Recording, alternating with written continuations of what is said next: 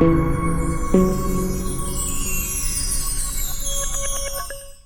David. How are you?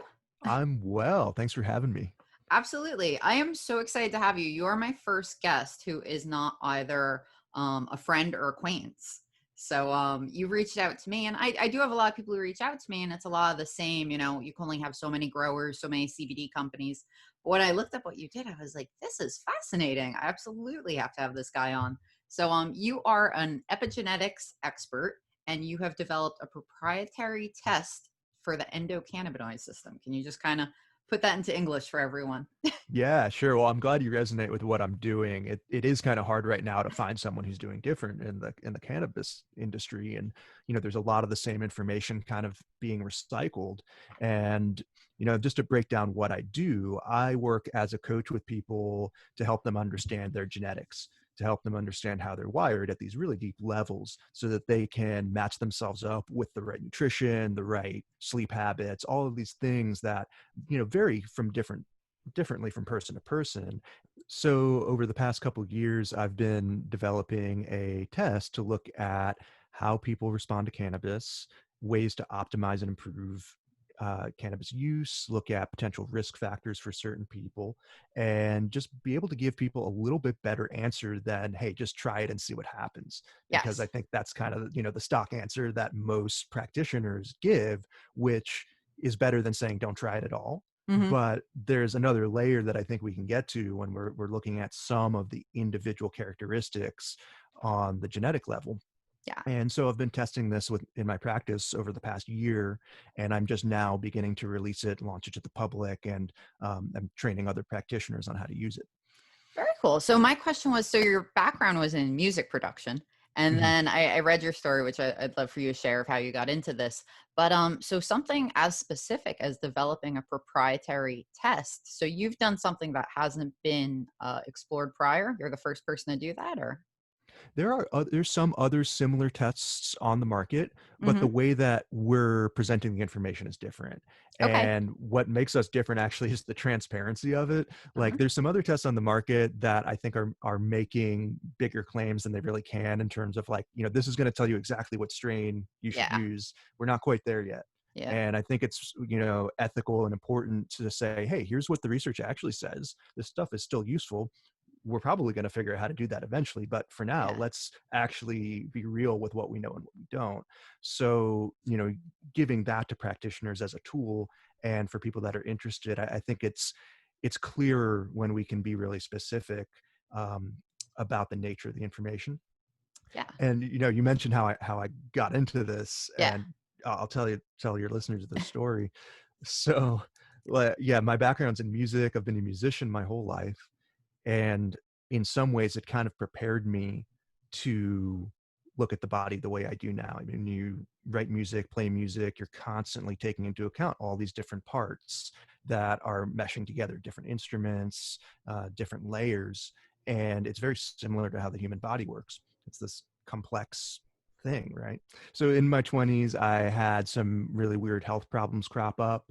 I started passing out randomly and had stomach Oh, issues wow. and kind of like all the weird things that no one could really like tell me what was wrong. Hmm. And I went to a bunch of traditional doctors and I saw a cardiologist, and they're like, yeah, you're healthy enough. There's really nothing we're going to do for you. You just have to be aware that this is a thing you're going to have to live with.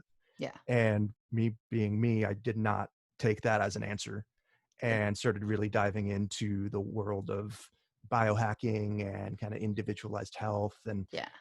started to do some things that shifted my own health. Yeah. And I was just absorbing all the information I could that was out there. And I was listening to a lot of podcasts. And I had listened to this one podcast like all the way through, like every episode, probably like 60 episodes of it.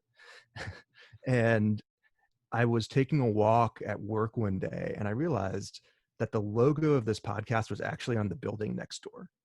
Okay. And the doctor that I had been listening to actually had an office literally 100 yards away from me.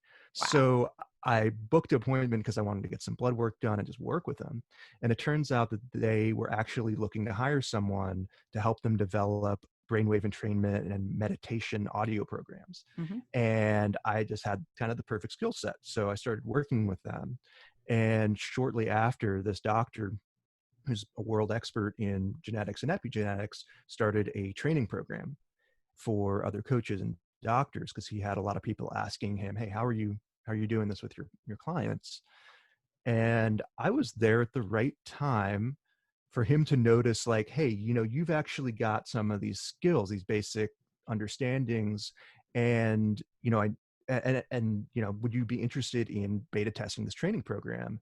And I actually said no at first. I was like, I'm a musician. I'm not a health practitioner. And he Yeah. kind of nudged me and was like, come on, like, I see more potential in you than you see in yourself. So I trusted him. I trained with him. I actually trained with him multiple times before he made it public. So I was just in the right place to get taken under this guy's wing. Yeah. And since then, I've been working with people on a one-on-one basis, and I've been working with him over the past couple of years to develop this test that now we're launching to the public. Oh, so he helped kind of with the science end of developing, the cannabis test. Yeah, he helped a little bit. I did a lot of the research. He helped and having the resources to actually run it. Very That cool. makes sense. And then I saw you're working through Onnit Labs, which is Joe Rogan's product line. You're working with some of the scientists there on something, or? I'm an advisor to a company called AMMA Hemp that Uh-huh. also has some people with on it involved with them. So kind of Association. by association more than direct work, but yeah. That's awesome. I love the whole biohacking thing. Like I've paid a lot of attention to that. I'm always really interested in longevity research. Like Hmm. my plan A was to get bit by a vampire and it hasn't happened yet. So now I'm going into plan B because I really do want to be immortal. But so yeah, does your company do a lot with that too, with longevity type of biohacking? Yeah, absolutely. That's kind of our primary focus, actually, is longevity, optimal health, really looking at the human body as something that has levels of potential beyond what most people function at. And when you can dial those things in, you can Yeah, increase lifespan. And we're seeing the technology really becoming available now in a way that hasn't been over the, you know, past 20, 30 years as this stuff has been started to be yeah, talked about. Now we're at a place where it's real and there's the capacity for people who are healthy to start thinking about how to implement this stuff to live longer, and not just longer, but having quality of health life. for longer, right? Quality of life. That's what it's about. That's super amazing. So, so you mentioned at the beginning you're having these problems passing out and everything. Did cannabis play any part in that, or was that more just about diet and lifestyle to heal yourself? It was more about diet and lifestyle. I mean, I'll tell you my history with cannabis. Like, I started using it when I was really young, Hmm. maybe 14, 15, like a lot of people do. And in the and my relationship with it is much different now than it was. I smoke less frequently, but more intentionally. And um, who knows how it interacted with that stuff? I mean, I was smoking Yeah, pretty heavily at that time, and it's kind of an unknown for me. But yeah, I do know that changing some of the lifestyle stuff, changing some of the diet, nutrition, supplements really did make a big difference. very Like, cool. as a musician, like, I was staying up, 2 to 5 in the morning sometimes, writing music and going and playing shows and stuff. Yeah, And I feel like that was one of the big things that was actually really throwing some of my body rhythms off. yeah. I still slip into that. I'm such a night Mhm. owl. But so the thing that really fascinated me was, and I tried to understand it as best I could. I'm probably gonna sound dumb anyway, but that there are like a baseline dopamine level, and there are different genes that we can have. And if you're whatever, like say type A, cannabis is like you could be Snoop. You could like just smoke and function and live your life.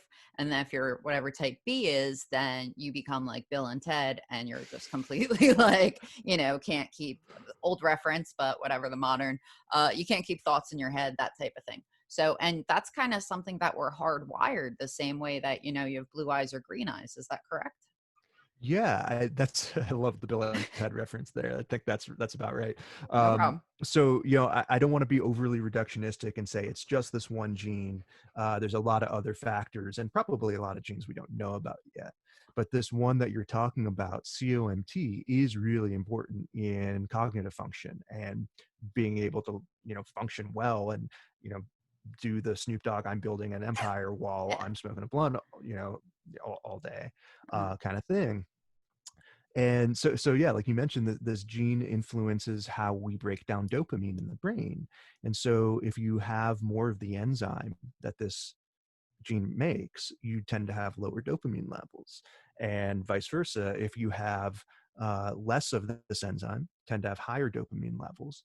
And they've found that when people get high, acute THC use, people with the low dopamine variant tend to have way worse short-term memory, Mhm. and people with the high dopamine variant tend to have much better short-term memory, and seems to be kind of a protective factor.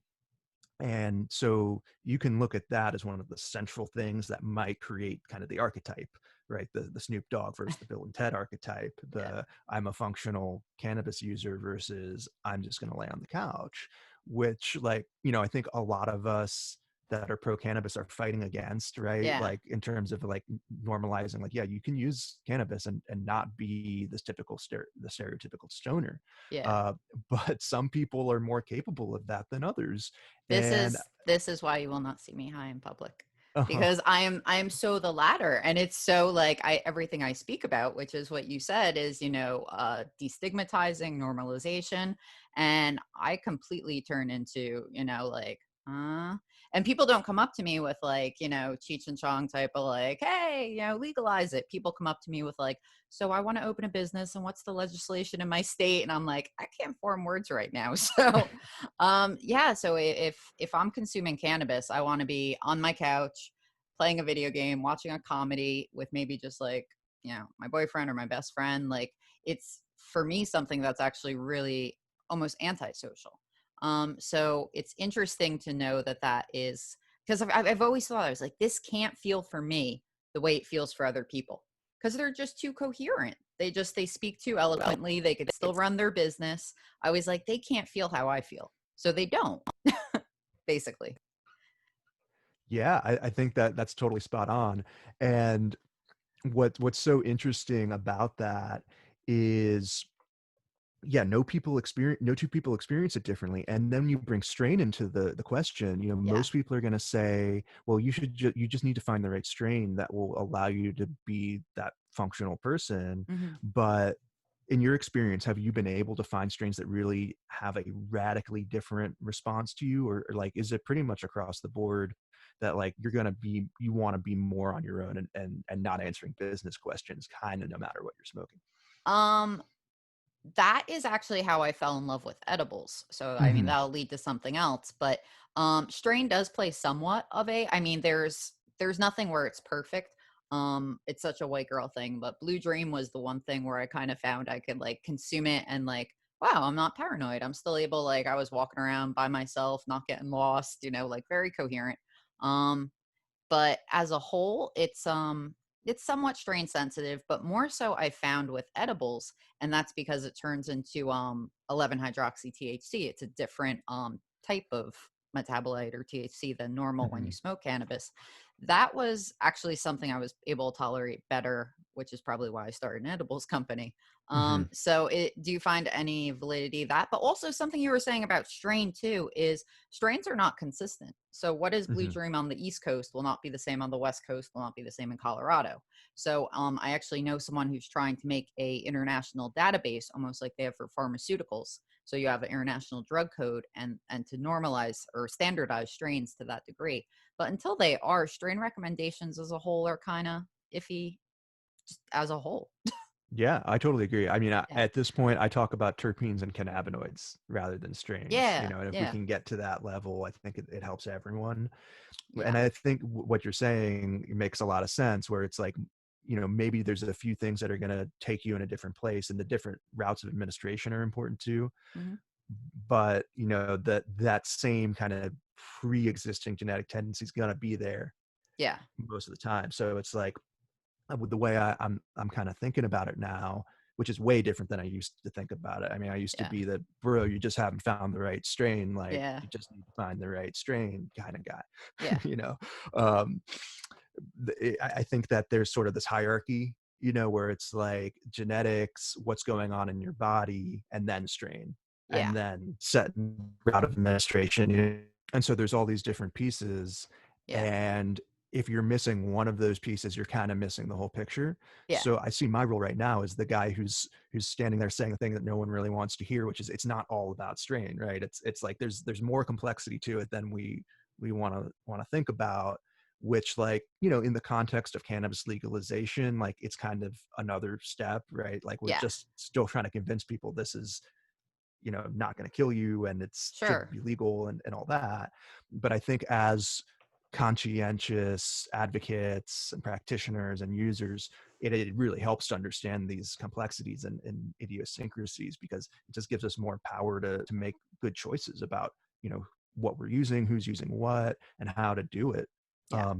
You know, like the way you described, like, oh, I know, you know, how I like to use cannabis. Yeah. Like that's something that people that are just getting into this find really valuable about the genetic testing, Yeah. is when we look at their genes and go, oh, you know, like you probably shouldn't do really complex tasks, or, you know, you need to, Yeah. you know, like don't try and run your business while you're high. It's probably not going to go And so people well. just assume I'm going to be so good at all those things. Like, of course you could drive, of course you could work. And you're like, you don't understand. Like, you could build up a tolerance, but that still doesn't really change how you react.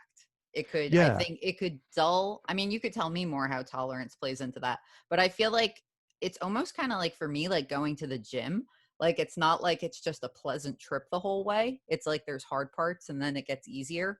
It's almost like you build up a tolerance and there's maybe a paranoia stage and really confusion stage. And then if you consume frequently enough, which I don't anymore, but when I was younger, you got to a point where you kind of could function a little better. But I think that's almost more a nature nurture thing, like learned behavior. I don't know. Where does tolerance kind of fit into all this? Yeah, tolerance is interesting. It is kind of unknown. I mean, people's uh, cannabinoid receptors levels change over time with regular use, and there's not a lot of clear information on that. But one of the most common questions I get is, "Hey, I respond differently than I used to in this Yes. certain way." So I think that's to be expected. But one thing I do want to point out there that you're saying is that, you know, paranoia kind of anxiety state, that is more common for some people versus others. Hmm. And there's also some genetics associated with that, where there's a gene variant that's also in the dopamine system that can make you more prone to anxiety, more prone to paranoia. And so you might talk to some people who say, I never get paranoid. I don't even know what you're talking about. That's not a part of my regular experience. Yeah. But some people that is. And for some people, it's really extreme. And I think you're totally right about there's a balance between nature and nurture. There's Hmm. a balance between, are you naturally anxious anyway? You know, are you naturally someone who doesn't know how to cope with the emotions that come up when you're high? Because inevitably it's going to put you in a Yeah. different space where you're observing yourself differently. But I think there's also this tendency that's a little bit hardwired, where you may or may not have more of a just paranoid experience. And like the study that they did this with was great. They actually let people bring their own weed to the study. And they Hmm. like let about 150 people bring their own joint. They let them smoke a joint of their own weed. So they were controlling for, does strain make a difference? You know, people bringing the strains that they liked, and they found that it actually really didn't so much. It was just, Huh. you know, this gene had the biggest effect, like whether or not on this scale that kind of looks at um, non-ordinary states and things that, um, you know, would be related to paranoia, that Yeah. people with this variant just score about 20% higher than the other variant. That's so interesting. I had an ex who really was the most paranoid person I had ever seen, to the point where we had a list taped to our living room wall. We were young at the time, just Sharpie of all the things he would start freaking out about. So it was just like, you are not dying. This is not happening. Like all these like notations. So I mean, I've known people who get like terribly paranoid. I think for me, it's something that almost can become like a mania, but I will channel it into journaling or something. And at, like when I was developing some of my products, it was like, well, I have to sample these and this and that.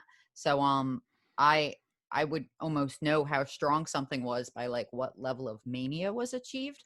But I think there's also you know, so for me, cannabis I think was almost a harder drug than it is for other people who see it as just this kind of mellow background thing. Like I don't know. When people say that, I'm like, that's not really how I see it.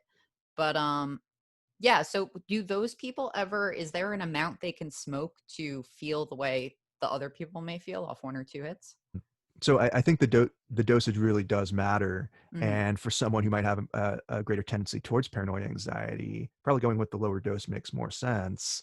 Um, but on the flip side, someone who's less prone to that at higher doses, again, that might show up in Yeah. varying ways. Um, And one that's thing why. you, Oh, go ahead. oh, Sorry. oh no, you go ahead, please. I was gonna say, I think that's why some people don't like edibles, is they'll, be someone who's usually completely always 100% comfortable consuming, smoking, whatever, and then they mistakenly try like 100 milligram brownie or something, and they feel that experience, which is so foreign to them. I'll share my experience and validate that. I can Yeah. remember probably about 15 years ago, me and my friends ate a bunch of edibles, and next thing I remember, I'm like laying in the back of my friend's Honda Accord like a uncomfortable octopus squirming out of water, going, "You need to take me to the hospital." And my friend looks back, "We're not taking you to the hospital. You just ate too much weed." Yeah. you know Yeah. and sure enough, there are some genetic variants, and that probably the strongest ones to know about, the most important ones, are around edible metabolism. Really? Yeah, there's this gene, this liver enzyme, codes for a liver enzyme called CYP2C9, that can create about a threefold difference in the level of THC in someone's bloodstream from the same dose, from the like fast thorough metabolizer variant to the slow poor metabolizer variant. I'm an intermediate metabolizer based on my genetics, so I'm kind of right in the middle. But I'm what they so found, curious. I'm so curious to yeah, know what I am. yeah. So, but what they found is that the people that are the slow metabolizers, they tend to build up THC in their bloodstream much more readily, especially with edibles, because we're talking about something that's ingested in the stomach first, Hmm. then it goes into the bloodstream and then in the liver, as compared to smoking or vaping, where it's like a much more direct route to the brain. So there's less chance for that enzyme to work on THC. But with edibles or a tincture, you're really talking about the liver being the part that filters that THC between your mouth and your brain. So people that are the slow metabolizers, where they don't make as much of this enzyme, it actually doesn't convert into the 11 hydroxy as much, because they run out of this enzyme essentially. And then that also means that they don't convert as much of the 11 hydroxy into the THC COOH metabolite, which is what they look for on drug tests. So Oh. there's been some speculation that people that are slow metabolizers, although they can get rocked by edibles, they probably they're probably easier to pass a drug test because their body literally doesn't create as much of the THC COH Huh. metabolite that gets stored. Wouldn't it leave their body slower too then? So wouldn't it take longer to leave their system?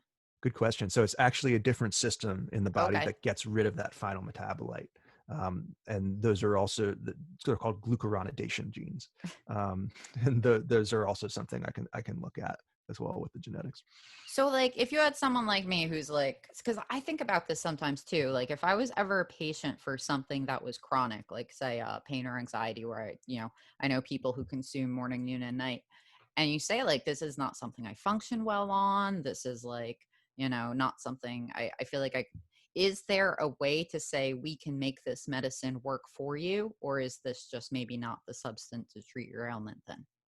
I think there's almost always a way to make it work. It's more Hmm. about having the information about, what you need to be aware of, right? Like the way that I use genetics, they're not great at just predicting absolute outcomes, right? But what they are really good at is having a conversation about this. Like, how do you experience edibles? Let's look at your genes and see if we can come up with some reasons why you're experiencing it that way. And Hmm. now that we know that you're experiencing that way, what are the things that we can do to maybe modify that response? So like, for example, with someone who is more prone to the short term memory issues, well, let's talk about how we can modify your usage so you're still getting therapeutic amounts, but you're not necessarily trying to go do math or balance your Yeah. checkbook at that time. And then maybe there are certain terpenes or certain other supplements or things that help boost cognitive function in a way that can balance those things out. You were saying that we can create customized systems, and you were saying that terpene and cannabinoid profiles play a larger role than, say, exactly strain. So now, in a perfect world where maybe you could craft medicine with whatever targeted terpene and cannabinoids you want, how much research is there on the individual compounds to say this is what would be the best for you? Can you literally say, okay, you have XYZ gene, we're going to put you on something that's high in myrcene with high CBN or like whatever, like that? Yeah. So just the genes alone, no, absolutely not. There's Okay. no studies correlating genetic variables to outcomes with different terpenes or cannabinoids, flat Should out. should there be? There should be. Okay. But what Get on can be that. done, what can absolutely be done Yeah. is take someone's goals, take someone's health history, take someone's symptoms, right? And match that with their genetics, use these as data points together, and Mhm. then think about how that fits into terpene and cannabinoid profiles. Because when you can look at both, it adds another layer of understanding what's going on in someone's body Mhm. than just knowing, say, what a symptom is. So when you're looking at something like chronic pain, it would be helpful to know, hey, how does this person produce their own endocannabinoids, which are involved in the pain response? Are they more likely to be producing this one or that one? And there are genes that we can look at that help us understand that. And then based on that, there's different cannabinoids that activate different receptors. And then we can look at how those fit into the picture, and try that in a more targeted kind of way. So I know my answer isn't simple, and No, no. Yeah. yes, but I think that's that's really where the value of this stuff comes in, is being able to see how all these things kind of fit together like puzzle pieces. Mhm. And genetics aren't necessarily this like one to one, you have this gene so it means that you're going to do well with this strain. It means uh you know you have some predispositions and tendencies. Let's see how they're expressing, let's see how they're showing up, and how that might influence different strains or terpene blends. So you mentioned predispositions, which reminds me of I have a lot of friends in recovery, and I've heard that uh, epigenetics testing, that there are certain compounds, and of course I've heard this with CBD, that can help people who are in recovery programs, and then also with hallucinogens, psychedelics, which I'd love to talk about because I know you've done a lot of research on that as well. But all those people are really opposed to anything. They get so afraid once they're clean of putting any substance that they think it's going to be a slippery slope and they're going to be, right back to where they started. So if someone came to you with that mission with, they're clean, whatever, a month or so, and they've relapsed before, and they're looking to use either cannabis, CBD, or a hallucinogen as a means of recovery, how about is testing for that? Does Gen X play a role?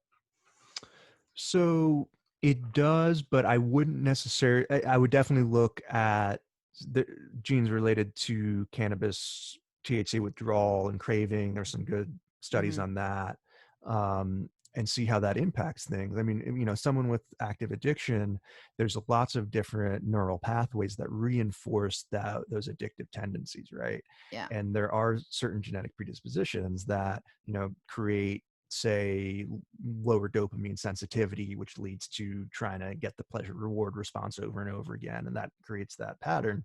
um, and there are some other ways to look at genes, and look at other compounds outside of CBD or THC. Like I'm talking about like more nutritional supplements and things like that that can Hmm. directly influence those pathways. So if someone came to me, that's what I would look at first. I would look, um, it'd be definitely helpful to look at the cannabis genetics, but I would also be wary, is this going to be something that triggers Yeah. that Yeah. type of craving thing again? It's, Because I've I'm heard, also, oh, I was gonna also, say I've heard people who alcoholics, even heroin mhm. users who have like psilocybin, even just microdosing, things like that, or high dose just a few times, and have come away and been like craving was gone, rewired my brain, I'm good. And you're like, I don't know, is that, placebo? Is there any validity to that? I Oh, I mean, think there's lots of validity to that. The yeah, right? studies right now that are looking at psychedelics and addiction are getting pretty amazing results.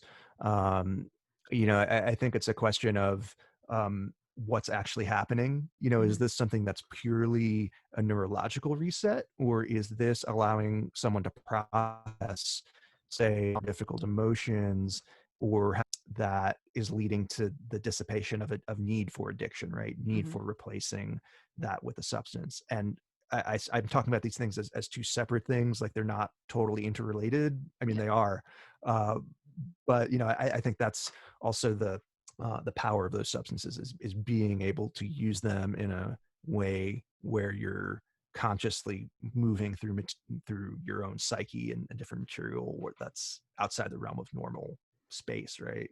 Very um, cool. I think there's not really good data yet on psychedelics and genetics, but that actually is something that I'm also working on and playing around with. And Yeah, I feel like, the progressive states are already starting to get that on the books. And I feel like that's going to be our next thing. Once we bring everyone on board for cannabis, we're going to say, okay, here's the next thing we're looking at. So, yeah, I think the early research on it is pretty fascinating. So all of this is great, and I have wanted to get my lab work done on this, but I am terrified because, all right, so I will preface by saying I'm very tinfoil hat. Like I am a conspiracy theorist, but that's been more accepted during COVID. Like it's kind of nice to see people coming around. I'm like, I've been telling you that for years. But so in my head, I just think the government and corporations are harvesting our DNA to use against us in all the most terrible ways. And the one thing that really got me down this path of thinking this is 23andMe. If we look at the founder, is the wife of the founder of Google. So I don't know if I assume you know that you know. So the literally 23andMe has over 12 million people now who they've harvested their genetic data, and then, Sergey or whoever we're at Google has the world's literal data. And now if we are merging those two, and 23andMe has already been used to track criminal cases, and then it just seems like, I don't know, the beginning of a dystopian sci-fi movie. It just sounds very scary to me. So I know there's independent labs, but how safe can we feel giving literally our breakdown of ourselves over to strangers? yeah, I think you bring up a really good point, and I am equally as wary of giving genetic data over to 23andMe and other Yeah. profit or companies where their profit motive is based on harvesting data and selling it and making sure that you don't get compensated for it. Otherwise, that there goes the profit, right? So I don't recommend 23andMe anymore because of Yeah. those reasons. We use a private lab and we do everything in a way where you own your data. We don't have any rights to it, and we store it on servers in a way where your personal information is not able to be identified with it. And so, say for example, when we run a report, we're going to analyze on the with the test on the back end, about 700,000 different variants. When Hmm. I'm running a cannabinoid test, I'm pulling only about 50 of those out. So what's actually stored online is a very tiny, tiny amount of genetic data that could never actually be used to identify someone. Hmm. So we're taking these safeguards because of bad actors like Yeah. 23andMe. And it's like, I got 23andMe done back in the day because I was like, okay, it's worth it for me. I weighed the risks Yeah. and Yeah. benefits. I was like, I want this information. But at the same time, I kind of wish I hadn't contributed to that business model. Sure. Yeah. I mean, I've wanted it for nutrition reasons quite a So, bit. I think it's worth considering and being aware of. The cannabis usage is really interesting to me. But aside from that, I told you the longevity thing would be amazing. But my cousin works in nutrition, and she had a breakdown done that said like a keto diet would be terrible for her. Mhm. And I actually tried keto, and I pricked my finger every morning. I watched, my levels. I did everything right. I had my log. Like I took exogenous ketones. Like I did everything to the T. And after a month, I had gained a pound.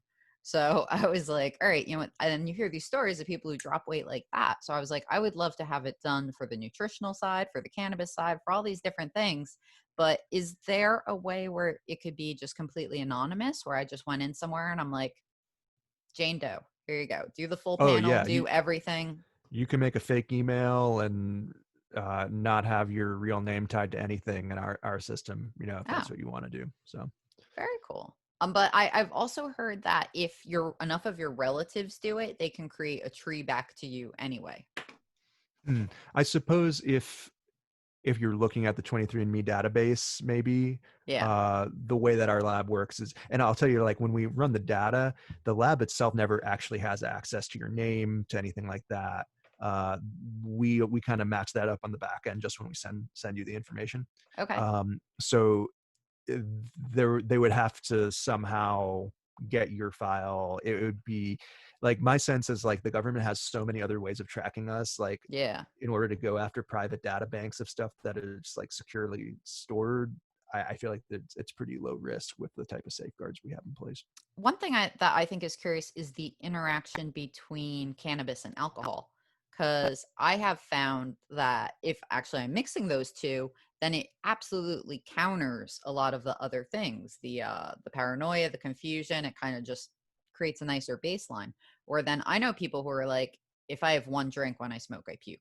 Like it just makes them like get vertigo or something. So is that does that all come down to genetics too? Because then I think that goes into something which we might start seeing as cannabis lounges. I just think like, oh, how can you have that without having alcohol there too, which will probably never be allowed. And some people are like, no, that's perfect. Where I can't imagine sitting somewhere for 5 hours and just everyone continuing to get higher and higher without, like I said, that mania setting in. So yeah, and so how alcohol and cannabis play with each other genetically. That's a really good question. I don't know the answer to that. I imagine there is some type of genetic correlation that's causing those extreme reactions on either side, but Yeah. I'm not familiar with any research that's looked at those things in combination. Hmm. In terms of like the order of operations where this stuff happens from a research standpoint, we're Yeah. still at a fairly basic level. So adding in that type of Interactions. interactions Yeah. starts to it will be several iterations from here, I think. Hmm. But yeah, curious. I mean, I do pretty okay with it, but I also know people that can't mix the two either. So Yeah. it does leave a lot to wonder about. Interesting. So something else I read is that we can actually, and I don't know if this is true, change our DNA and our genetics with our mind to some degree. That actually they've done studies where they had someone relax and the DNA chain actually like lengthened because it relaxed. And I don't know if that's the placebo effect or something else, but how much of this do we have control over? Can we change the way we're hardwired to a degree? That's a great question. So what you're talking about is epigenetics. Yeah. So, and I want to make the distinction, for your listeners here, like your genetic code, your base DNA doesn't change, but there's all these little marks on that code, this kind of second layer that causes them to express differently in response to different stimuli from the environment. And I use the word environment to kind of mean everything, right? Like that's also the environment in our body that our minds create when we're stressed out versus relaxed versus feeling love and joy and excitement and happiness versus feeling angry and depressed. And, these create different chemical conditions in the body, Hmm. energetic conditions in the body. And our DNA is absolutely responsive to that. And yes, to answer your question, yes, absolutely. And I think in a lot of senses that is tied into the placebo effect in terms of the way that our mind influences the body. And the more and more I understand this, the less I distinguish between those two things. The mind inhabits the body, and the body informs the way the mind works. Like the brain, okay, we got this big chunk of nervous system, central nervous system right here, but it's distributed out through all our nerves too, and there's similar transmission of neurotransmitters happening all around the body. I mean, this Yeah. is kind of the central processing unit, obviously, but I think it doesn't work so well in isolation, right? Yeah. um, So yes, we can absolutely express through on epigenetic changes in psychotherapy, where they found that just, sitting in a room and talking to someone and working through things that, you know, people would describe as very mental, as very Hmm. intellectual, very emotional, has a physical effect on on the genes and the way that certain genes express and the physical marks that are attached to those genes. So, I look at something like cannabis, um, in terms of how does it affect your mental functioning and sense of stress or non-stress, and that being just as important as any of like the direct reactions with cannabinoid receptors or anything like that. Like, what are you doing to either improve your kind of overall mind body relationship, or are you, if you're someone that is getting stressed out and paranoid every time, you're probably having a further detrimental effect Yeah. on just overall stress and that kind of stuff. If there's so many great things we can learn from this, down from, mental improvement, biological, I know they test things like the breast cancer gene, but why are they not, mapping us so we can eat the right way, so we can live the best, be our best selves basically right from the start? Is it because it's so new, or doctors not taking it serious enough? I think it's a combination of all of those things. And when you look at the general scope of what healthcare does in the United States, it's sick care, right? It's Yeah. not really about making you as healthy as you can be. It's about keeping you just healthy enough. Um, and, not to discredit or, you know, say anything bad about the doctors themselves that are embedded in the system, Yeah. but it is the nature of the system itself that is, saying, all right, you need to see, 10 patients in an hour so we can bill you for insurance. And most doctors don't have the time to go that extra step. Yeah. So there are people like myself and other coaches who do this type of optimal health work and, can give you information about nutrition and other lifestyle factors that really can, look at longevity and things like that. But yeah, it's Yeah. not mainstream. Um it's not mainstream in the way that, um Like knowing blood that. work. Yeah. Right, yeah, like. Healthcare is such a bigger question in America, and obviously we just need the very basics, like being able to afford it. But I've heard that like in Asian cultures, actually your doctor, like you said, we have sick care. He only gets paid if you stay well. So it's all preventative medicine. And if you don't get sick that year, your doctor had a good year. If you do get sick, now your doctor's failing. So it's actually the opposite. And I don't know how much truth there is or if that's commonplace, but it seems like, yeah, their best interest almost is when things do go wrong. Yeah, yeah. I mean, the profit model here is very much built on when things go wrong. Mhm. I think you're right. The Chinese medicine model is very much in a tradition of wellness and prevention. And I don't even like using the word prevention in terms of what I do because that's just like a small piece of it. Yeah. It's like prevention is still coming from the deficit model, right? It's like, let's prevent you from getting sick. That's still on the side of sick care. The optimal wellness and improving functioning, increasing longevity, increasing capacity to perform. Those are the things that I really like to focus on because they're on the other side of the spectrum from the sick model. It's the well model. So, like, cost wise, if someone, because I know like 23andMe is really cheap, but like we said, that has many issues. If someone wanted to actually come into your clinic and have like a doctor personally review them, do the full panel, like map out, a diet plan, like all that, like, is this a luxury for people who really have some disposable income? Is this something affordable to the average person?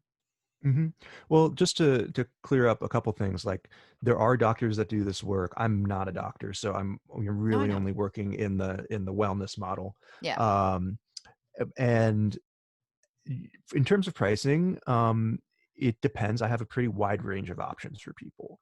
Um, you know, most people, I mean, I've worked with people all across the income spectrum, and it's a matter Mhm. of, hey, does this matter to you? Does your health matter to you? I have options that start at around $400 or $500. It's actually, 300 if you just wanted to run the endocannabinoid panel on its own. with the test and a review session. But yeah, I have much more higher end options for people that are Yeah. really serious about this. And I think it's important to be able to provide those different options, um, because, not everyone can afford spending thousands of dollars. Yeah. But even a small amount of information, if someone is really serious about applying it, I think makes a big difference.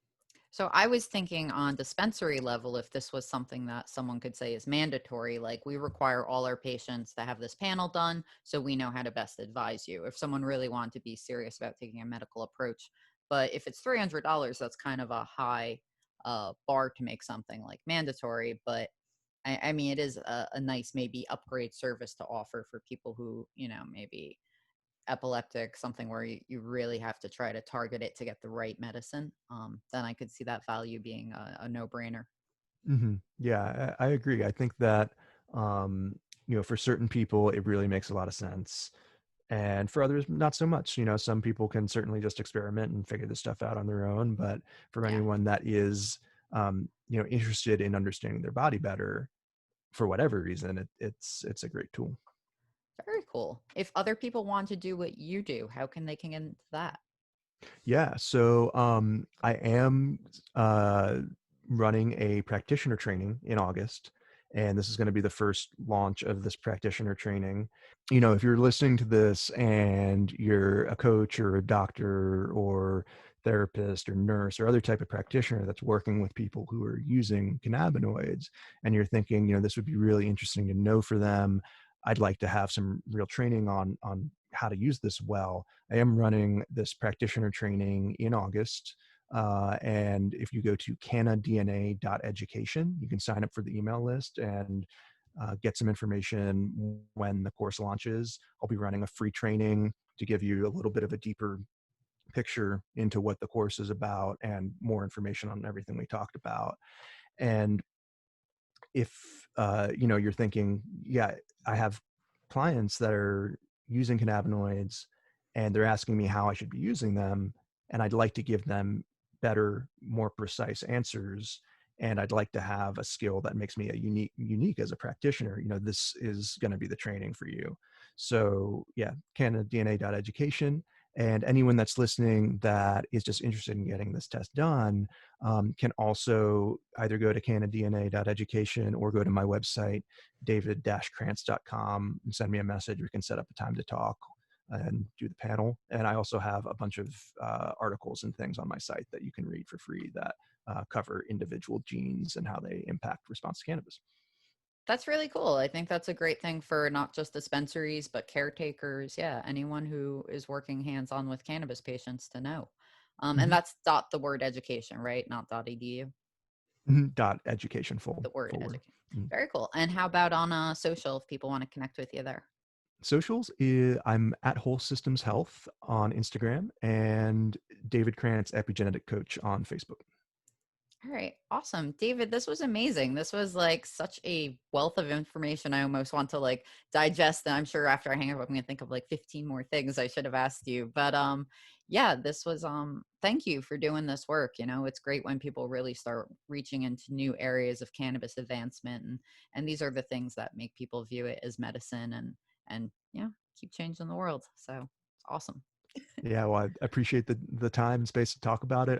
Obviously a huge nerd for this stuff, so it's always nice to just let more people know about that it exists. Yeah, So thank you. absolutely. All right. Bye.